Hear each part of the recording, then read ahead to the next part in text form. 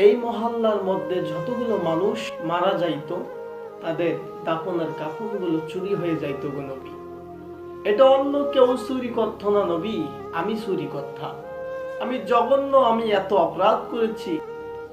আল্লাহ রসুল সাল্লাল্লাহু আলাইহি সাল্লাম বলতেছে, সাহাবী, আল্লাহ তাআলার কাছে তুমি তওবা করো, আল্লাহ তাআলার কাছে মাফ চাও, আল্লাহ মাফ করে দেবে। এই সাহাবী ডাক দিয়ে বলতেছে, হুজুর শুধু তাই নয়, এর চাইতে জঘন্যতম অপরাধ করেছি। আপনি শুনলে আপনি আমাকে ঘৃণা করবেন, আপনিও আমাকে মাফ করবেন।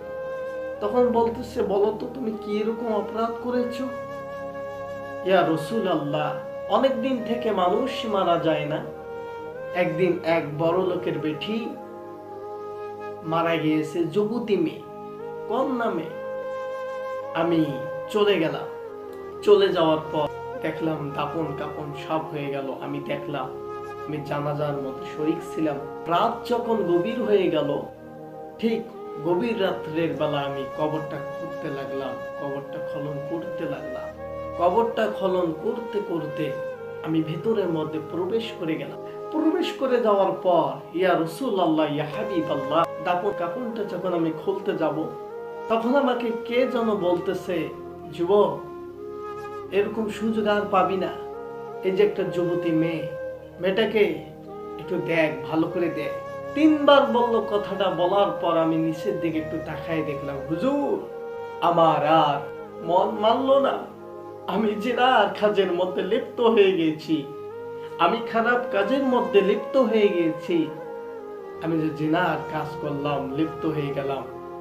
জিনার কাজ শেষ করে আমি কাপড়টা টান মেরে উঠবো, নিচ থেকে একটা আওয়াজ আসলো, আমাকে বলতেছে, যুবক, আজকে তুমি আমাকে অসহায় পেয়ে তুমি আজকে আমার সঙ্গে যে ব্যবহারটা করলা, আল্লাহ তোমাকে কোনোদিন মাফ করবে না, আল্লাহ তোমাকে কোনোদিন ক্ষমা করবে না।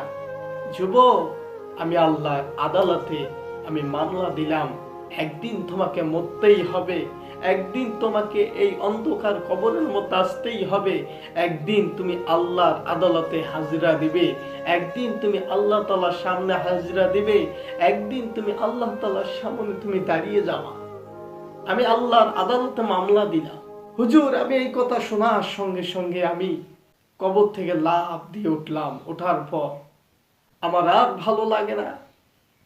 একদিন যায়, 2 দিন যায়, 3 দিন যায়, আমার আর ভালো লাগে না।